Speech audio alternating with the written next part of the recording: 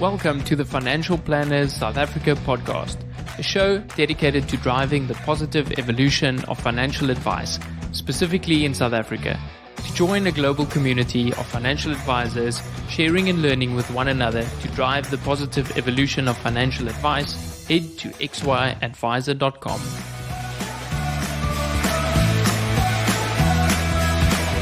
Portfolio Metrics is thrilled to bring you this podcast in support of our common passion for people and the evolution of wealth management. Our global business links precision investment management to expert financial advice through partnerships and technology. Visual, interactive, meaningful, productive. 4 values underpinning Asset Map, a financial planning platform loved by advisors and their clients. This episode is proudly brought to you by Alan Gray. They say it's important to live for today. Although that might be true, we can't forget to plan for tomorrow. There's a lot of it left, after all. Alan Gray is an authorized financial services provider. Visit www.alangray.co.za to learn how we build long-term wealth for clients.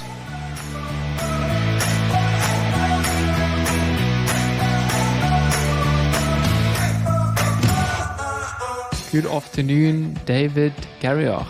Thank you so much for joining me on the podcast today. Hello, Louis. How are you? Great, man. Yeah, so this podcast is all about the journey of financial planners, mainly in South Africa. So I thought it'd be great to share where you are at the moment, what you're doing, what type of clients you're working with, and then we can unpack a little bit about the more details of how you got into the industry and what made it stick that you're still here. So if you don't mind sharing where you are at the moment and the type of clients that you deal with, and just give us a little bit more insight. Cool, absolutely. But firstly, I just want to say thank you so much for having me on the podcast. I'm very honored to be here. I'm a huge fan of your work, as you know, and hello to all the listeners. I hope that people find value from my own experience over the last decade and some change in the industry. Where I am currently, I am a CFP professional. I'm an executive at AlphaWealth, which is a financial advisory business that's national. I run the Cape Town office, which is part of my day, and the balance of my day is a client client-facing advisor.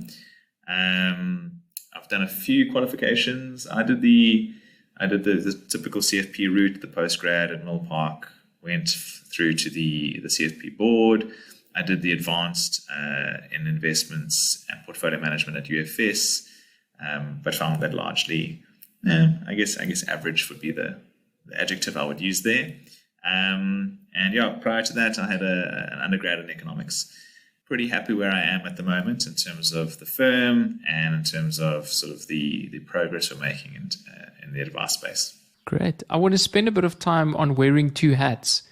So what you mentioned is the one hat is dealing with clients, but the other hat is also running a practice or the office in Cape Town. How do you balance those two? It's actually more natural than you would think. I think there is a self-benefit. So if I run a better practice, or if I'm part of a management team that runs a better practice, that comes through in my client experience and my client book. So I think first and foremost, my passion and purpose and ultimate dedication is to the client experience and the client themselves. It's almost like self-evident. The better I am at helping the practice and fellow advisors that sort of are in our business, the more that actually benefits my ultimate purpose of being a great client advisor. I get involved with a number of things like different operational things like tech and HR and finance at varying degrees, and run with different projects. But ultimately, there's a bit of selfish purpose there. I kind of see that when I implement X thing, it will help the business, but ultimately it will filter down to my own client book. So balancing it is not an issue. There has been some crazy work weeks. I've done the crazy hours, weekends, and the Joburg trips to get things over the line.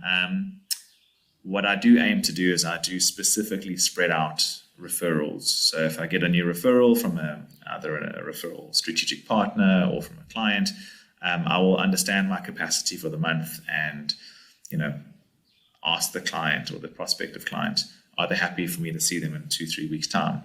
Because the worst thing I can do from my perspective is I'm fanatical about client experience. I would hate to drop the ball so early on in an engagement with a prospect. I'm a huge fan of sort of building rapport and trust, and that early stage reliability. I think is quite key to building a relationship with a client. That's interesting. You mentioned there that you're able and willing to refer clients out. Would that be outside of the practice, or would that still be within AlphaWealth? Pretty much exclusively within AlphaWealth. And really only if there's something we don't offer. So I will, so some of the advisors in my team that are building their books and maybe they're less busy than I am, I absolutely do pass on leads. When that does happen, though, I'm always conscious of the relationship element, because if a client or a strategic partner of mine refers me a client, I know that they want me to handle it personally. So I will still attend the meetings, always attend the meetings just for presence. And I will slowly transition the relationship across to the other advisor. That's just really showing, I guess, respect to the fact that, and I guess we'll talk about it later, is that when a client or a sort of partner, professional partner of mine refers me a client, they're taking a lot of risk in doing so. So I want to always treat it very, very seriously. And but yes, I train the advisors here, so I'm confident in their skill sets, and there's simple things up front that you can do to show reliability to a client. And as long as I'm always around and I'm visible to that referee, then it's been pretty seamless. That really does speak to that client experience that you're trying to cultivate. 100%. Where do you get inspiration from designing a client experience? Is this something that you notice when you're going to a fancy hotel or dining at a great restaurant, or is it just something that comes naturally? No. So I think the natural aspect of it, I think it varies from advisor to advisor, and I think it varies from person to person. Really, it's how attuned are you to the multitude of data points that you receive when interacting with someone. So I will pick up on cues as much as possible, which is difficult because if you're focusing on the client and what they're saying, ideally I would like to have my paraplanner or a secondary advisor in the meeting to actually also pick up on cues, and then we can I guess compare notes after the meeting to get a fuller picture of what the client experience should look like for that particular individual, because every client is different and some things are more important to clients than others, and we want to tailor that experience each and every time. Inspiration definitely comes from a multitude of sources, and probably the one that I think is most exciting and engaging right now is I think they're one of the best restaurants in the world, it's 11 Madison Avenue in New York, and you can look up their YouTube video on how they treat clients. I think it's a 5-minute video on the restaurant, and in the restaurant they have dedicated staff that are called dream weavers that will do research on the guests prior to the guests coming through for their meal, and then they will create dishes. For example, the one example that they give is this family was visiting from overseas to New York, and the waiter had, because the culture in the restaurant is centered around client experience, the waiter had picked up in conversation. Now, this is the best restaurant in the world, right? So it's super fancy, world-class, expensive restaurant. But the guy was saying, we've come all this way to New York, and the one thing we didn't even get to do is to take a New York hot dog, from the street vendors. The waiter picks up on it, goes and tells the Dreamweaver.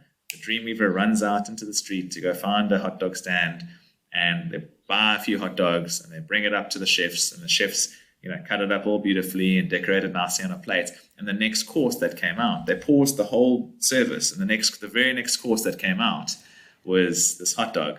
And you think that how that centers a feeling of connectedness to the restaurant and the experience. I mean, that family will say that they went to the best restaurant in the world, and maybe the foie gras was amazing. But no. But it will be the fact that the waiter overheard a little anecdote, and they are so dedicated to client experience that they run out to go get that hot dog for that patron. So like things like that, I collect whenever I come across things like that. I'll collect those and draw inspiration from that, and think, yeah, shit, that is the difference maker. It's not performance. I mean, we, as you know, I'm very I'm sort of very fervent on the fact that I have no control over the performance of a client portfolio. That's for the asset managers to do. It's really the experience we give them and that feeling of trust. And I've long believed that what we do as advisors is as important, if not more important, than what a family doctor would do for a family. And a client's ability to enjoy themselves is largely predicated on their finances. How they can spoil their kids or their spouses or their parents or themselves. How they've worked hard for 30, 40 years to build up a cash pot. And I always say that's a great responsibility, and it must be treated as such. And anything we can do to be very good technically, great, it's wonderful. But that can fall by the wayside if the client experience isn't great. If you don't give a good client experience to your client, they can leave you, and then they can maybe go to a different advisory firm that may not be as technically skilled, but maybe they have a better client experience, and the client therefore loses out on that technical acumen that you're also trying to bring forward. So for me, it's really our client experience is number one, technical skills number two, but it's a close second. Wow, that's a brilliant story. What strikes me is that for that restaurant, it probably didn't cost them much to send someone downstairs to a hot dog vendor. So these are the kind of things that we can incorporate in our businesses if we share the same thinking around client experience at a reasonable cost, just to create what Seth Godin would call a kind of a purple cow experience, right? A really remarkable thing that clients would talk about for many years in the future. Yes. No, and I mean, can you imagine? Again, it's if you, when I talk about two hats, I talk about kind of my purpose hat, fulfillment, what fulfills me as an individual, but then I also talk about the commercial hat, and sometimes the commercial hat might come across as cold, but if you think about the amount of press and referrals to that restaurant that family would then make, so the cost of that hot dog, $10 or $20 versus that family going back to wherever they were from, let's say they were from Europe, and telling all their affluent friends that if you go to New York, the one place you have to go to is 11 Madison Avenue. You think a small investment of attention plus $20 leads to however many tens of thousands of dollars in revenue. So I often say that, because for me, the purpose hat, the fulfillment hat is really about, I love what I do, and I'm very lucky to do what I do and to enjoy it as much as I do enjoy it. But it serves you commercially to be highly attentive to detail and highly, conscious of the client's experience of your service. It actually serves you commercially. So I've often sort of said, a previous mentor of mine said, just do the right thing and the money will come, So I don't really focus on the revenue personally, which is obviously easy to say 10 years into a career. But I would say to any young financial advisors or financial planners that are listening that, doing the right thing and being earnest and chasing the delivery of a great client experience will almost always result in a commercial success down the road.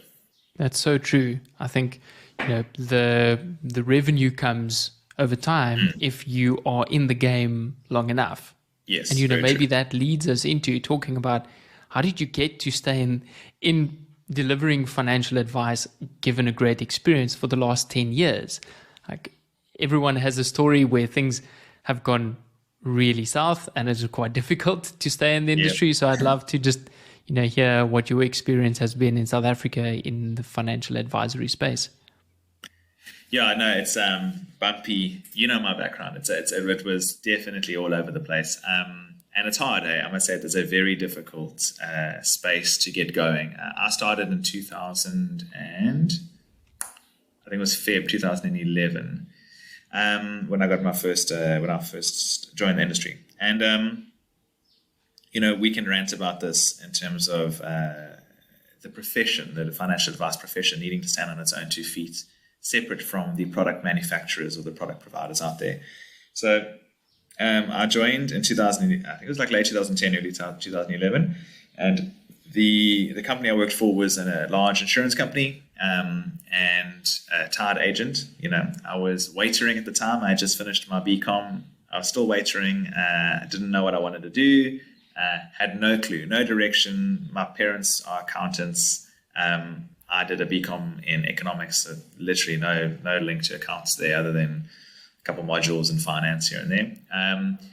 I actually applied for a job at Department of Energy in Victoria. Just completely random. No clue what I wanted to do. My mom lived in Joburg. I was still in Durban. And a friend of mine who was waitering at nights was a financial advisor by day, which, I mean, for me today, that just sounds absolutely asinine. But because it was commission only, that's what he had to do. Yeah, it was commission only. So if he wasn't selling policies, he had to waiter to pay his bills. And yeah, I mean, I was 23, I think, at the time. I didn't know any better. So he said to me, "Oh, come to this insurance company's franchise and, sling it." And I was just like, okay, whatever. I just fell into the industry completely out of chance. And my very first day, so I got the job. I mean, surprisingly, it's amazing. I got a license and a job, and I was this 23-year-old waiter, with an undergrad. And I mean, right now, as you know, I mean, I won't go into too much of a rant, but it offends me. It offends me that I was allowed to give advice back then. But without any training, there was no formal training. It was just pure sales. So I get put in this position, and the very first meeting I have with the managing director of that firm, and there was maybe 20 brokers there, was to draw up a list of all my friends and family, and I'm going to go up to them. And she gave me one line. She said that people who love buy life insurance, just go to all these people. And I remember thinking to myself, damn, man, that's never going to fly with me. It's just never going to fly because I'm very transparent, and my friends and family will see straight through me. So I was in this franchise, and I've always been pretty good with people. The waitering actually did help a lot on that basis. I was always comfortable talking to people. But I decided to not do that. I didn't go the friends and family route. I basically just cold called for the first 6 months. Just cold. I was still waitering, but cold calling as well. And managed to, phone 100, get 10 meetings, sign one client. And I did that. I walked the street, the CBD of Durban, and canvas buildings, and just a lot of grind, a lot of I would say hard work, not smart work. But no one was training me. There was no, other than the insurance company themselves on their products. So we were this little broker force, just going out there, very well versed in one product, and had a very simple little F&A Excel tool. And I was just telling clients that they need this product and why this product's benefits are better than the next insurance company's benefits. So I wasn't doing much investment other than the occasional retirement annuity, recurring premium retirement annuity. But again, there's the commission and the sales targets was all on life insurance sales. So I kind of bumbled along for about 10 months where I was convinced at the time, because this particular insurance company is great with their marketing, and their broker consultant, had us very very convinced that this was the be all and end all of products out there. So when I say I was successful, I mean I was selling a policy or two every month. I was getting by. I had enough to get by, still live my life, pay my bills, and carry on. The rocky road was, some months I would have a lapse, and then I'd be negative. I never forget. I forget the month, but it was in that first year. Got a cold, got a prospect through a cold call, signed up a policy. The very next month, a competing agent went there with their product and kind of undermined my product. They they cancelled my product and put the new insurance company's product, and I had a 17,000 Rand lapse in the very first, so it was my first experience of a lapse at the time. And I started the next month, let's say it was October. I started October with negative 17,000 on my commission code. And I remember sitting there thinking, Ramza, what do you do now? I mean, all the work I do in October will be to pay off, what I earned in September. And that was one of the first moments where I was like, no, this doesn't make any sense. This makes no sense. That is this a profession? Is this what are we doing here? And in the good months, and I can imagine there's some young listeners on this podcast. In the good months, you feel like a king, and you've done well, and you've made 20, 30 grand, and now you're having fun and going to restaurants and top of the world. But when those lapses come, and I wasn't giving advice, I was selling product, and it made me pause. And a few months went on after that. I managed to dig my way out of that issue. A few months went on, and I remember thinking, this particular product. I remember thinking, there's so many products out there. How come this one is the best? Like how can this product be the be all and end all when there are 8 other large insurance companies and countless other asset managers out there? And I started to question, the whole independence thing. So I then started interviewing, and I was very, very lucky to land a job at a private bank. And to this day, I still don't know why they hired me, because I was maybe 1.5 years of experience. I left that insurance company's franchise after about 14, 15 months, and I joined this private bank. I mean, again, I have no idea why they hired me still to this day. Green as grass, but I guess I carry myself well in interviews, and they needed a guy in between the wealth managers and the bank brokers. So they needed a guy that could do the life insurance for the clients of the private bank, because the big wealth managers of those private banks didn't want to do that kind of business, and they needed someone to do the recurring premium investments, but they didn't want to send the they just wanted someone in the private banks, not the branch guys, for whatever reason. And I remember joining them, and all of a sudden now I went from 1 insurance product to 9 insurance products, because the private bank was independent. So there was no tie to any one particular product provider, which is what I wanted. I wanted to be independent. And now at the time, again, you kind of gravitate to what you know. So I just got stuck into the detail, and I attempted to understand all 9 companies' products, back to front. So I had broker consultants coming in and out of the bank every week, and it was crazy. It was just far too much. And one of the things that I remember very clearly, and this is, we can talk to me almost exiting the industry, was at this time, is same at the bank also, no salary. They gave me a little loan. I think the loan was they paid like 7.5 grand a month basic for 6 months, and then I had to repay that.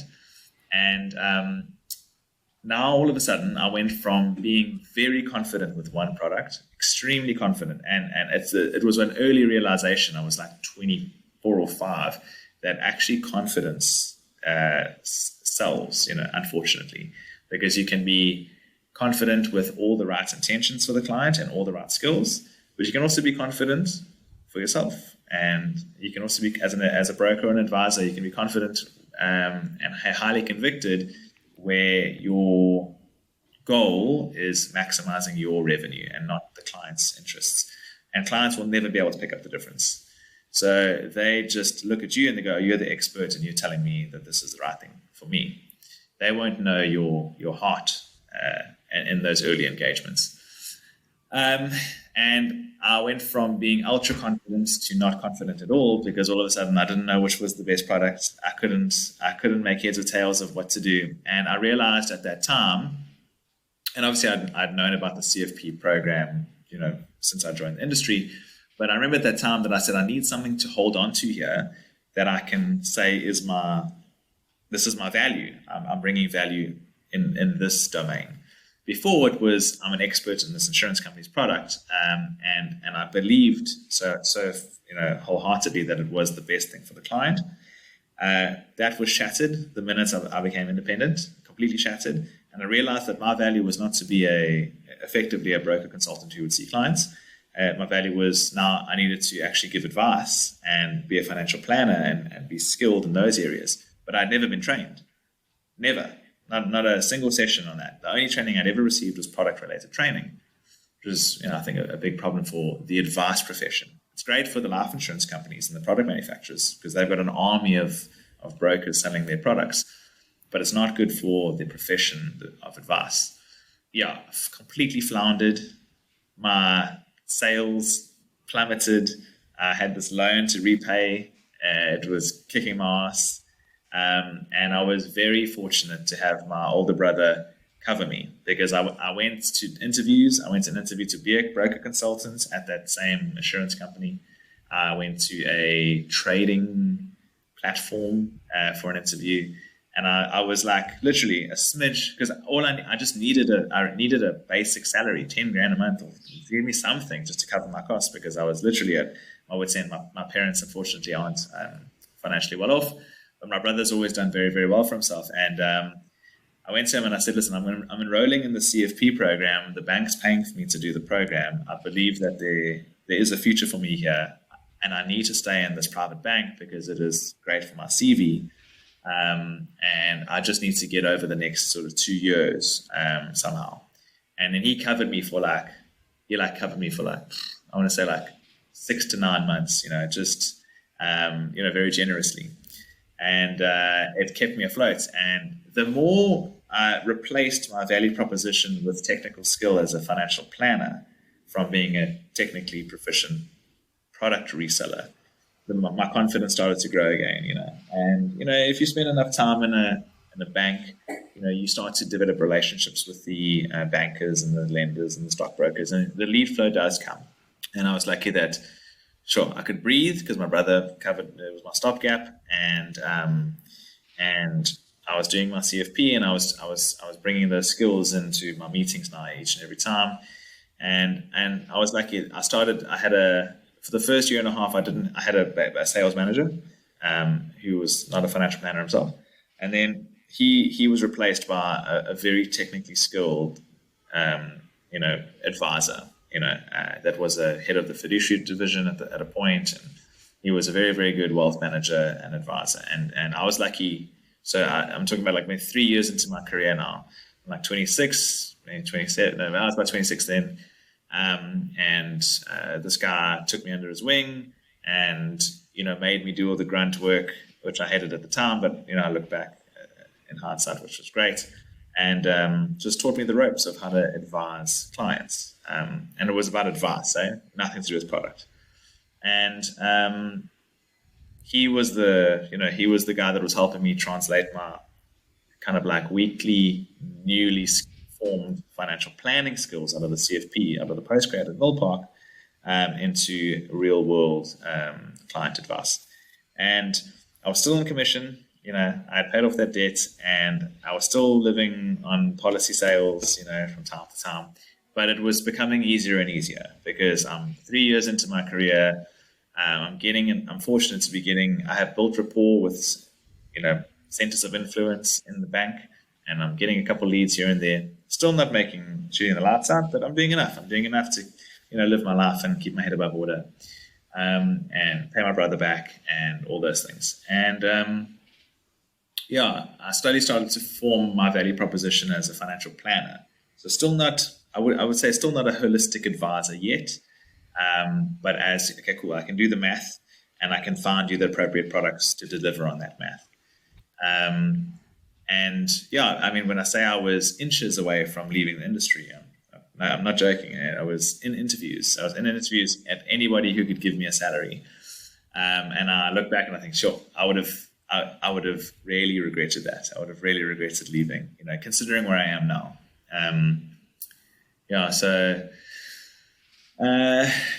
I guess do you want to hear about the balance of my moves? I mean, that was really the crucible. Hey? I mean, it was touch and go for a good year there, a year and a half.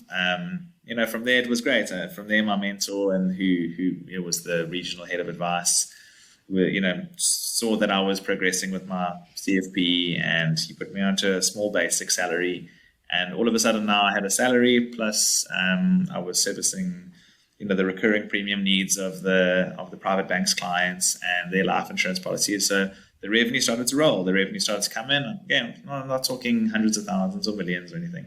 It was just coming in and it was covering my costs from a personal perspective, but it was also covering my salary at the bank. So they were happy. And I was just ticking over. And I went from strength to strength in that case. And again, from there, now my confidence was around, being a financial planner, and we can talk later in my life and, in my late 20s, early 30s, and now I'm 34, my value proposition is, I think, evolved to a point that I'm very comfortable with.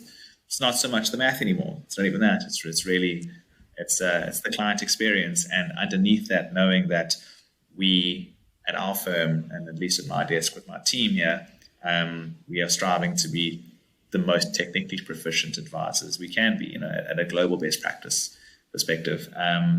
But that's been, I would say to any aspiring young advisor or financial planner, find your passion and find what you believe in, and hang on to that, because that value proposition is really what will, quote unquote, sell you to the client, and help you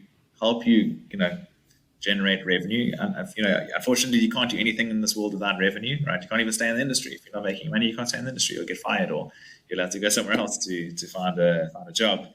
But the first 3 years is the toughest, I find. The first 3 years, I'd say. If you can get over that hump, and you can get into the CFP program, I would say that you get through the first 3, years 4 and 5 still tough, but from years 5 onwards, look for mentors, look for coaches, listen to podcasts, find Louis on LinkedIn, and you should be okay.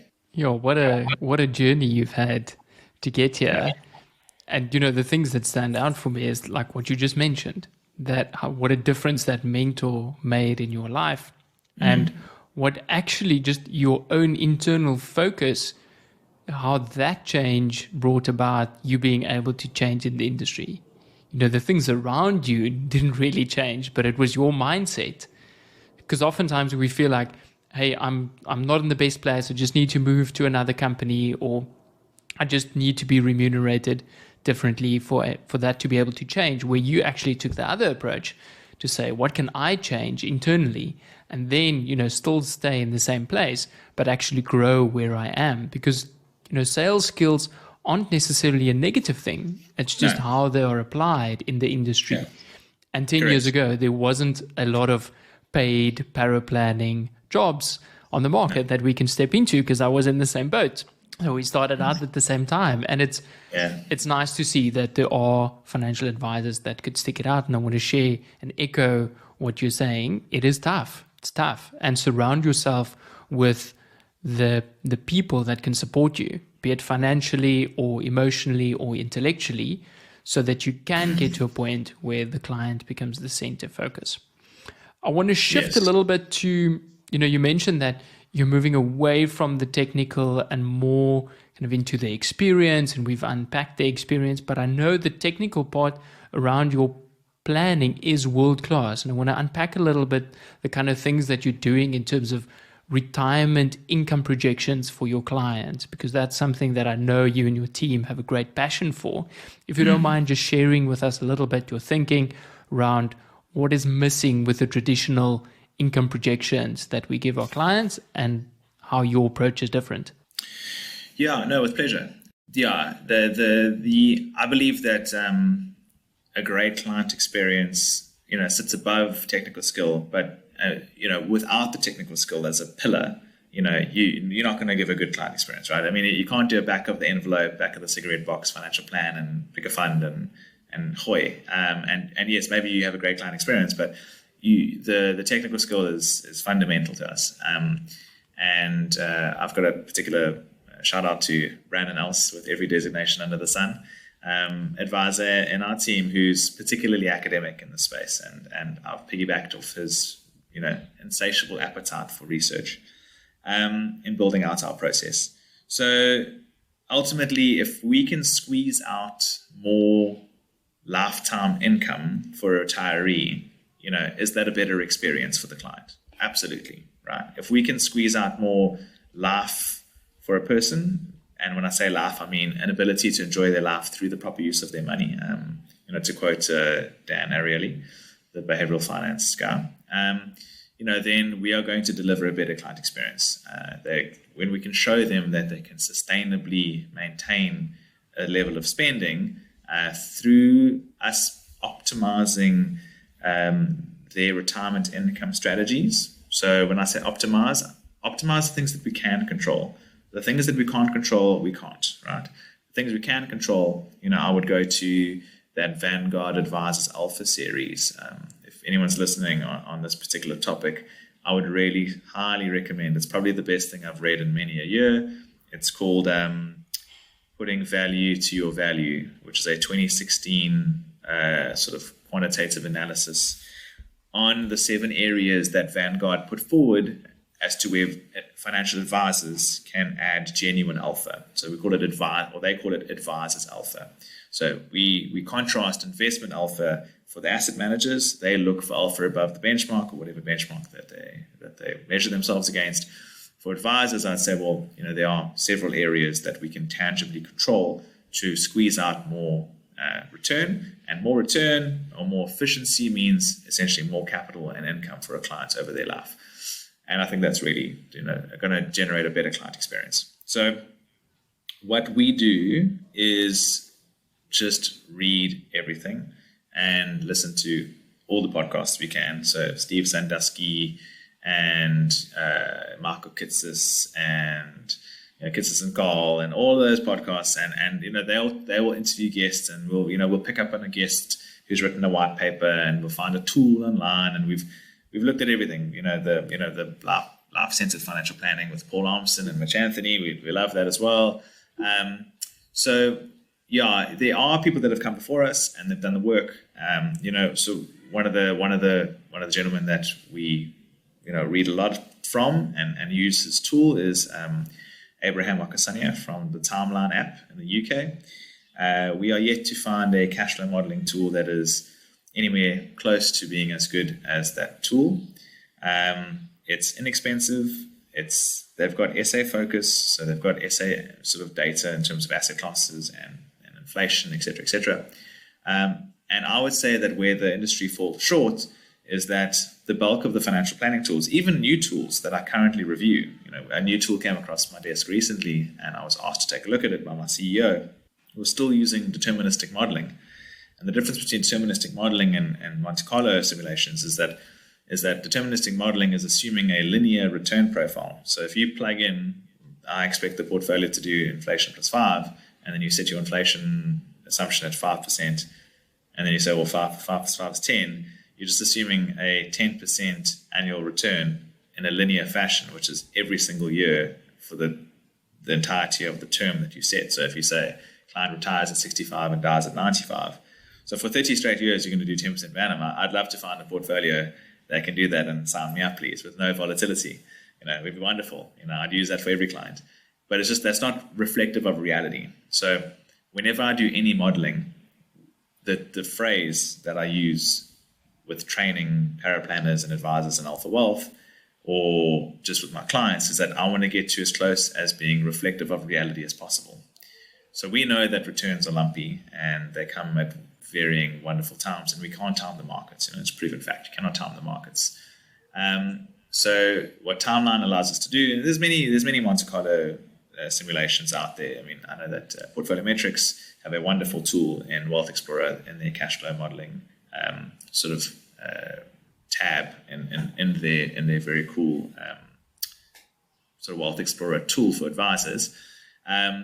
But why we like Timeline is that they will take certain retirement theory from the world's best thought leaders on the retirement space. So Benjamin and Kitsis and Professor John Garton and a whole bunch of guys. I think, if I'm mistaken here, I don't know if Blanchette's rules are there, but they will, or that tool will allow you to toggle things like, for example, there's one rule called the Garrioch inflation adjustment, which you can set on the actual cash flow model. So you're modeling out the client's income draws against their portfolio for 30 years or 40 years or whatever it is.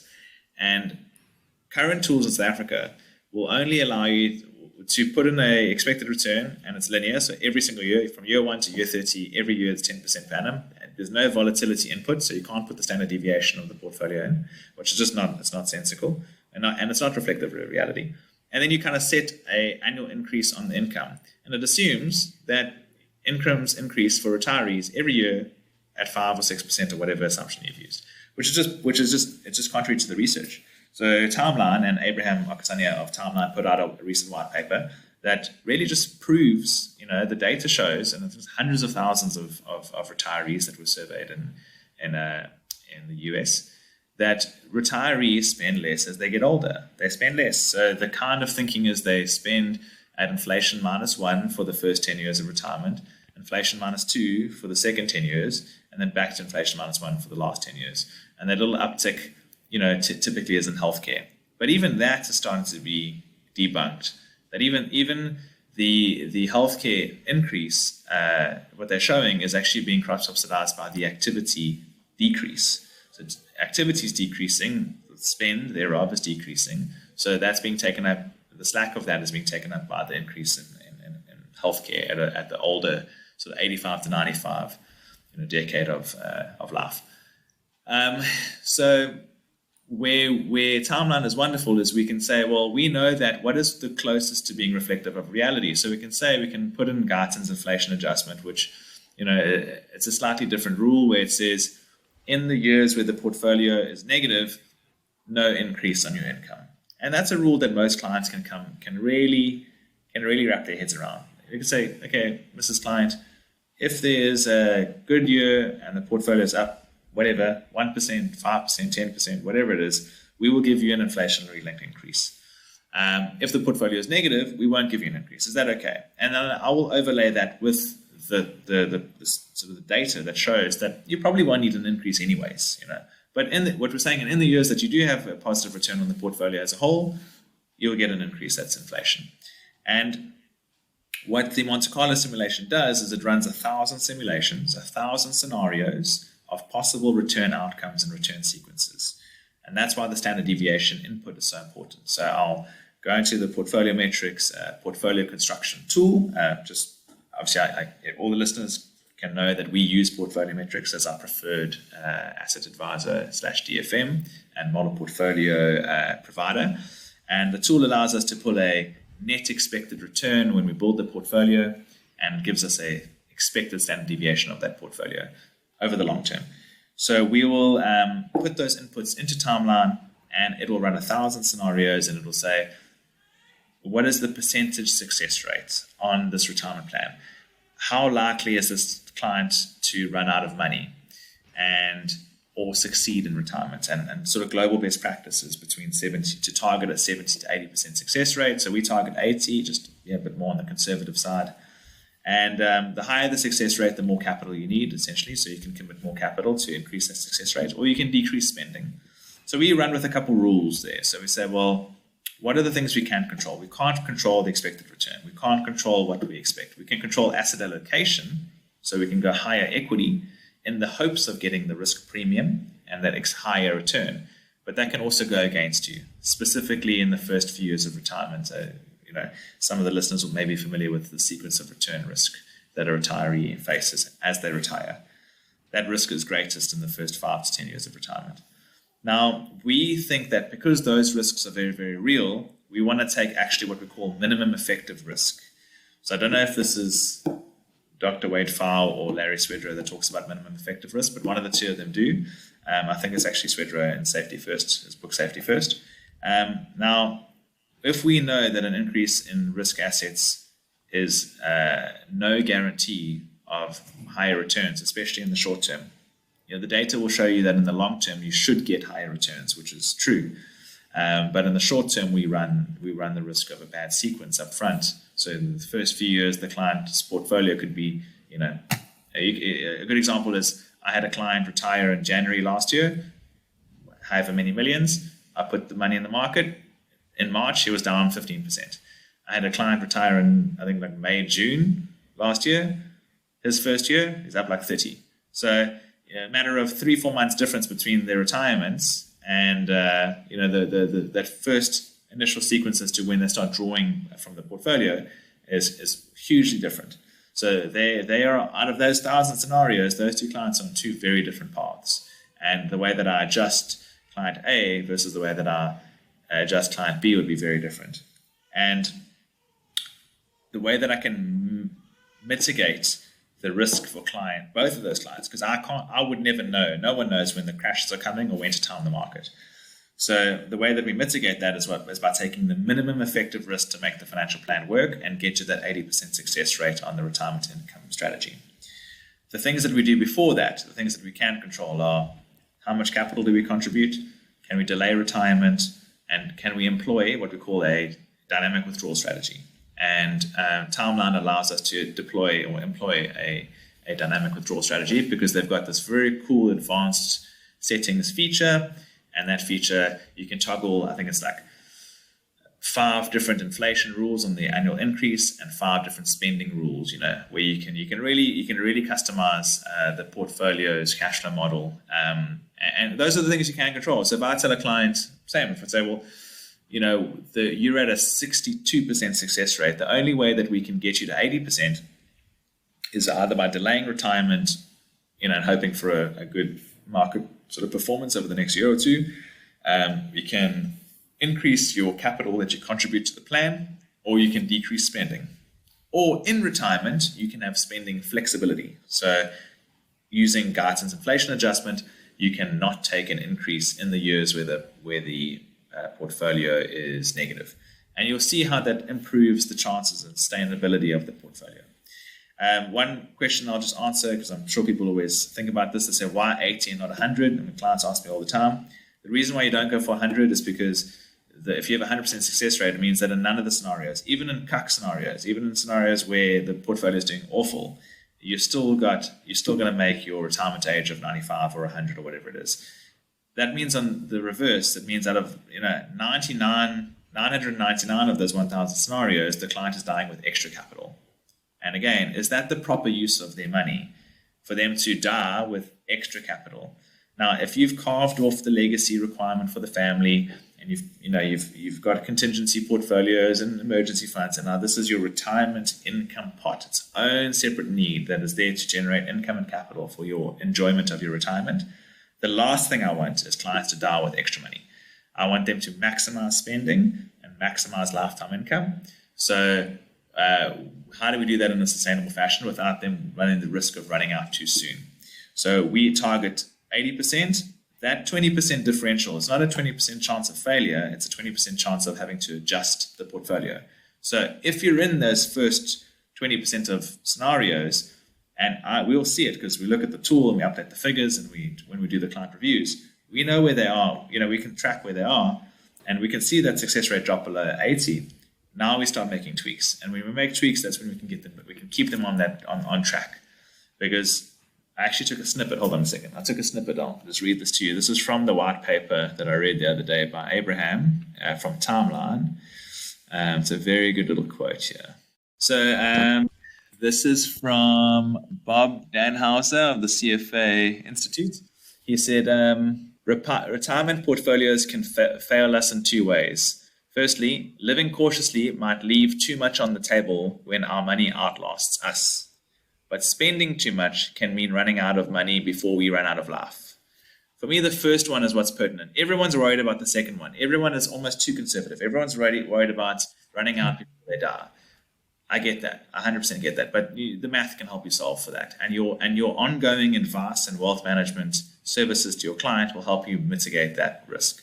The bigger risk I find is, again, as he says here, living cautiously might leave too much on the table when our money outlasts us.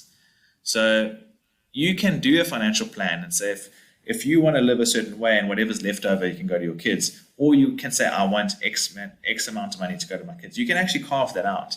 But I want my clients to, on the retirement income goal, we have 5 different goals that we target for our clients, and retirement income is one of them. I would love my clients to, pass away with 0 left in that bucket, and yes, the legacy is taken care of and emergency funds are taken care of, and that's all still fully funded.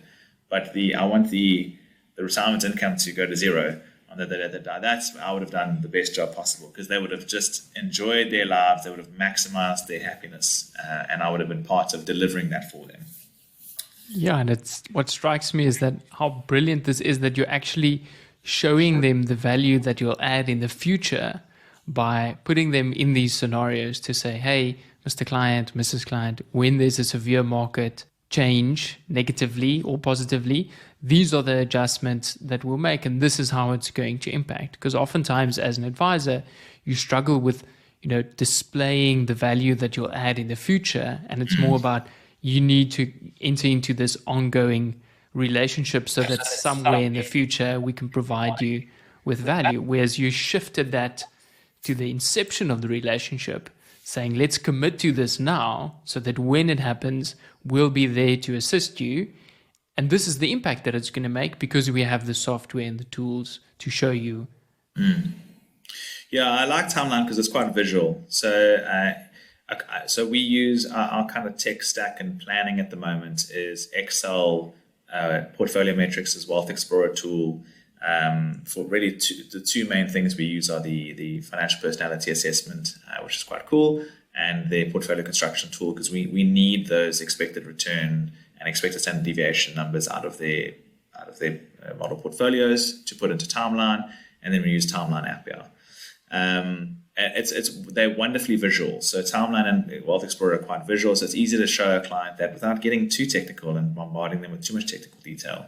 And most clients can look at a success rate of 80%. And once I explain to them that by going higher than 80, you run the risk of having too much when you die and not enjoying your life enough, they get it. And there's so many great little images by, Carl Richards and Michael Kitsis on, the one that I like a lot is the 3 phases of retirement. From 65 to 75 is your go-go years, from 75 to 85 is your slow-go years, and from 85 to 95 is your no-go years. And again, I want my clients from 65 to 75 to really, live. They've still got the energy and the appetite to travel and spend.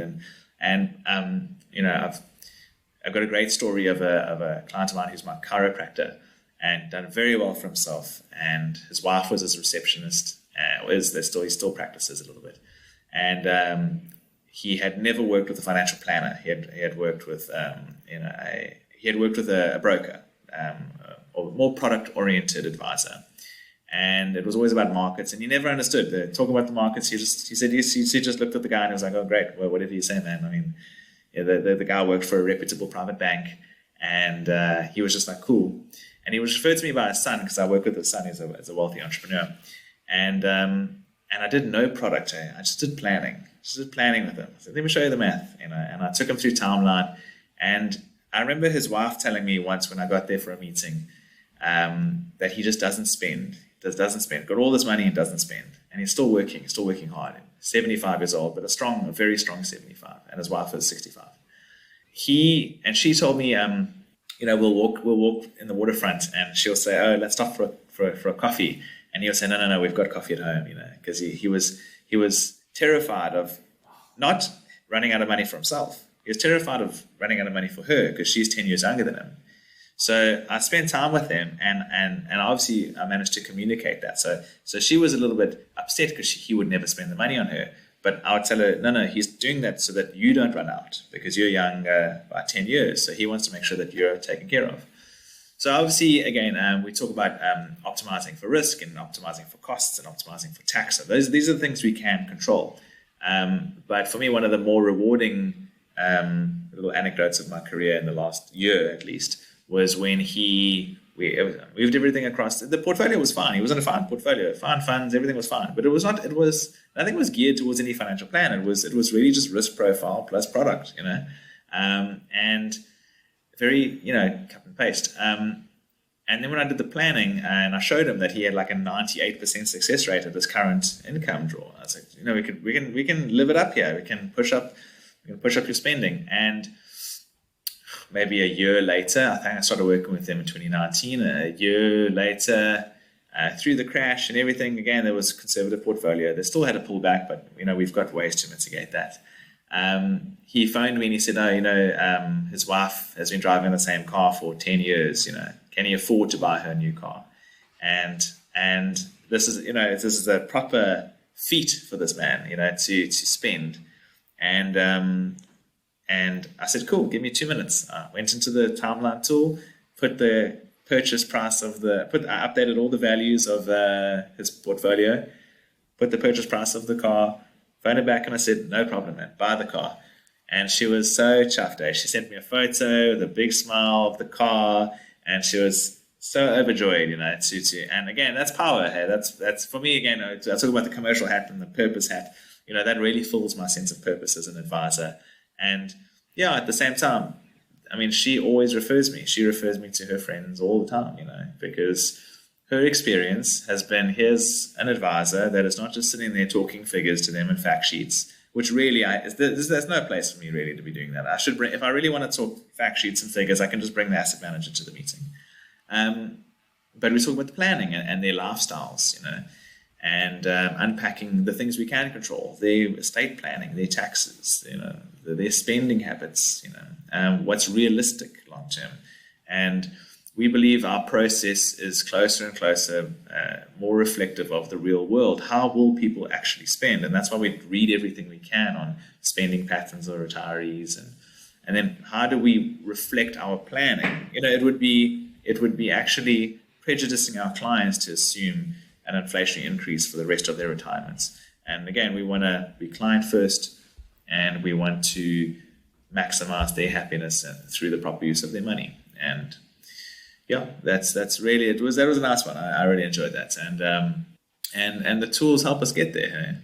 And I think the SA space is limited in the tool sets.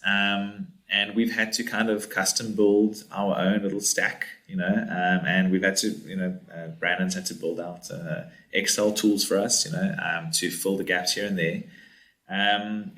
But we're very comfortable with our process now. We've been running it for 2 years, and it's very, very comfortable with where we are and the advice that we give on the back of that math. Yeah, I can't think of a better client experience that experiencing an advisor that actually cares enough about you being able to enjoy your money versus the advisor that would have walked in 10 years ago having to convince someone to actually buy this product, which is the exact opposite. Yeah. And in South Africa, we tend to spend so much time around, only 6% of people can actually afford to enjoy retirement and spend their money. But the reality is the type of clients that we often see sits with the exact opposite problem around not having the permission to be able, or giving themselves the permission to enjoy their money after a lifetime of saving. Yeah, a lifetime of sacrifice. A lifetime of sacrifice. Yeah. And that's when I talk Brett about Davidson talks about kind of helping the client see that they're okay and showing them that they're okay. And, yes, very much. It seems like you're including that in the practice brilliantly. No, thanks. And like I said earlier, that responsibility should never be lost on an advisor or a paraplanner or anyone in this industry. Is that, if this was your money, and you had no idea, you don't know any better. You go to the doctor and you trust that they're going to do what's best for you. The pharmacists, etc., etc. That you must respect that. And I'm fiercely passionate about that. I don't care about the sales. I do not care about the brand. I care about the clients having a wonderful experience and enjoying their money to the fullest and in a sustainable fashion. And that has led me to financial success for myself personally. And again, this is where I want to see the profession go. The profession needs to go that route where you need to be technically skilled, and you need to be hyper-focused on helping clients maximize their happiness. Again, I keep quoting Dan Ariely here, but through the proper use of their money. And proper means, technical skill, fee minimization, tax minimization, risk minimization. I understand that very, very well. I want to see more paraplanner roles out there in the IFA space, where the paraplanners get trained. I mean, I'm training my paraplanner at the moment and exposing her to the skill sets, but then also exposing her to how we treat and talk to clients at a coaching level, which I come to you for advice on all the time. The more we can do that, I think the more we'll push the profession in the right direction. Thank you, David. I can't agree with you more in terms of the role of the paraplanner in the future of financial planning and driving that role as a fiduciary, putting our clients' interest ahead of the product providers and the companies that we work for. As we wrap things up, where's the best place for people to get hold of you if they want to have a discussion around financial planning or just any of the tools that you mentioned today? What would be best? From our perspective, I'm pretty good on LinkedIn. I do get people reaching out to me on LinkedIn, and I'm always keen for a coffee or a catch up over Zoom or whatever. I've got an intern at the moment that I see who reached out through LinkedIn. That one ends. He finishes up in the end of May. So any young guy who's keen or young lady who's keen to really learn more or who's passionate about the industry, I'm always open for coffees. So reach out to me on LinkedIn. It's David Garrioch, which is Garrioch. Great. Thank you so much for being here. We'll put a link in the show notes to all of the white papers, software, your LinkedIn profile that you mentioned today. Sure. And as you know, this is all about pushing the future of financial planning in a positive evolution, and you and your team are definitely doing that. So I want to commend you for the work that you've done on behalf of your clients and the industry. And we'll definitely have another session where you can explore some of the other areas that you're working with. I think there'll be a second part pretty soon. So cool. Thank you, David. Thank you so much. I'm very honored and privileged to be on your podcast. And thanks to the listeners for listening. It's been a pleasure. Thank you very much.